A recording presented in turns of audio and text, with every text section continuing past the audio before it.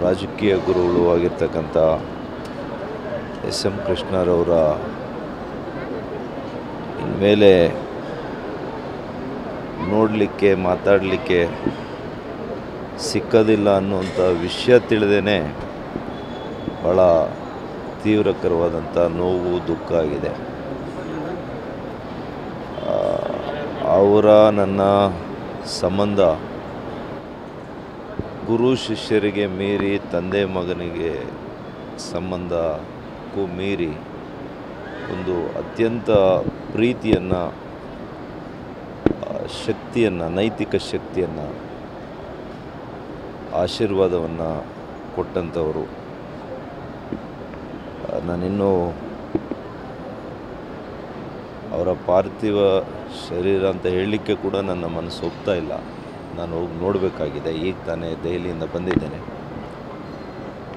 ಆಸ್ಪತ್ರೆಯಲ್ಲೂ ಕೂಡ ಹಲವಾರು ಬಾರಿ ಭೇಟಿ ಕೊಟ್ಟು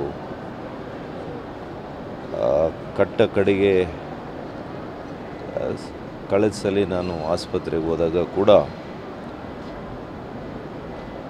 ಎಡಗೈಯಲ್ಲಿ ಇದು ಮಾಡಲಿಕ್ಕಾಗಲಿಲ್ಲ. ಹಾಗಾಗಿ ಅಲ್ಲಿ ಮಾಲ್ವಿಕಾ ಕೌರ್ ಅವರ ಹಿರಿಯ ಪುತ್ರಿಯವರು ಡಾಕ್ಟ್ರು ಹೋಗಿ ಬರ್ತಾರಂತೆ ಅಪ್ಪ ಅಂತ ಹೇಳಿದಾಗ ಅವರದೊಂದು ಶೈಲಿ ಇದೆ.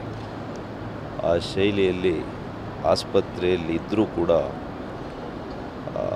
ಬಲಗೈಯಲ್ಲಿ ಒಂದು ಸೆಲ್ಯೂಟ್ ಮಾಡುವಂಥ ರೀತಿಯಲ್ಲಿ ನನಗೆ ಆಶೀರ್ವಾದವನ್ನು ಮಾಡಿದ್ದಾರೆ. ಪದಗಳು ಬರ್ತಾಯಿಲ್ಲ, ದುಃಖ ಉಕ್ಕಿ ಬರ್ತಾಯಿದೆ. ಇಡೀ ಕುಟುಂಬಕ್ಕೆ, ವಿಶೇಷವಾಗಿ ಪ್ರೇಮಮ್ಮನಿಗೆ, ಮಾಲ್ವಿಕಾ ಅಕ್ಕನವ್ರಿಗೆ, ಶಾಂಭವಿ ಅಕ್ಕವ್ರಿಗೆ, ಎಲ್ಲರಿಗೂ ಕೂಡ, ಕುಟುಂಬದ ಎಲ್ಲ ಸದಸ್ಯರಿಗೂ ಕೂಡ, ಅಮರ್ತ್ಯಗೆ, ನಿಶಾನ್ ಅವ್ರಿಗೆ, ಎಲ್ರಿಗೂ ಭಗವಂತ ಶಕ್ತಿಯನ್ನು ಕೊಡಲಿ. ಅವ್ರ ಜೊತೆ ಯಾವಾಗಲೂ ಕೂಡ ಎಸ್ ಎಂ ಕೃಷ್ಣರವರ ಆಶೀರ್ವಾದ ಇರಲಿ.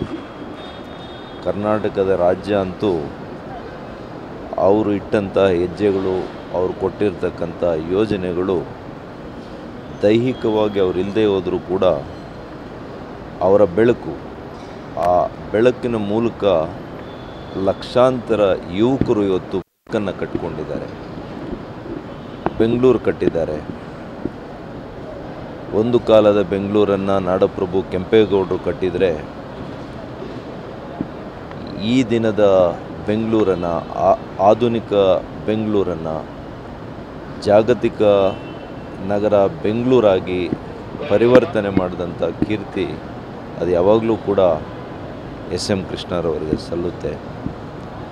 ಅವರು ರಾಷ್ಟ್ರಪತಿ, ಪ್ರಧಾನಮಂತ್ರಿಗಳು ಎರಡು ಬಿಟ್ಟರೆ ಎಲ್ಲ ಹುದ್ದೆಗಳನ್ನು ಅಲಂಕರಿಸಿ ಈ ನಾಡಿನ, ಈ ದೇಶದ ಜನರಿಗೆ ಸೇವೆಯನ್ನು ಮಾಡಿದ್ದಾರೆ. ಪ್ರಜಾಪ್ರಭುತ್ವದ 4 ಮನೆಗಳೇನಿದೆ, 4 ಮನೆಯಲ್ಲಿ ಕೂಡ ಪ್ರವೇಶ ಮಾಡಿದಂಥ ಅತ್ಯಂತ ಅಪರೂಪ ರಾಜಕಾರಣಿ. ಒಬ್ಬ ರಾಜಕಾರಣಿ ಮುತ್ಸದ್ದಿನವನ್ನು ಇಟ್ಕೊಂಡು ರಾಜಕಾರಣವನ್ನು ಮಾಡಲಿಕ್ಕೆ ಸಾಧ್ಯ ಅಂತೇಳಿ ನನ್ನಂಥ ಲಕ್ಷಾಂತರ ಯುವಕರಿಗೆ ಸ್ಫೂರ್ತಿಯನ್ನು ಕೊಟ್ಟಿರ್ತಕ್ಕಂಥ ಕೃಷ್ಣರವ್ರ ಬಗ್ಗೆ ಹೇಳಿದರೆ ದಿನಗಳು ಕೂಡ ಸಾಕಾಗಲ್ಲ. ಹಾಗಾಗಿ ನಿಮಗೆಲ್ಲ ಕೂಡ ಕೈ ಮುಗಿತೇನೆ. ಇಡೀ ರಾಜ್ಯದ ಜನತೆ ಇವತ್ತು ಅವರಿಗೆ ಭಕ್ತಿಪೂರ್ವಕವಾದಂಥ ಒಂದು ನಮನವನ್ನು ಸಲ್ಲಿಸ್ತಾರೆ. ನಾಳೆ ರಜೆ ಅಂತ ಘೋಷಣೆ ಮಾಡಿದ್ದಾರೆ. ನಾವು ಎಂಪಿಗಳೆಲ್ಲರೂ ಬಹುಪಾಲು ಇವತ್ತೇ ಎಲ್ಲರೂ ಕೂಡ ಬಂದಿದ್ದೇವೆ. ನಾನು ಕೂಡ ನಾಳೆ ಅಂತ್ಯಕ್ರಿಯೆ ಮತ್ತು ಎಲ್ಲ ಸಮಾರಂಭಗಳಲ್ಲಿ ಪಾಲ್ಗೊಳ್ಳಲಿಕ್ಕೆ ನಾನು ಬರ್ತಿದ್ದೆ.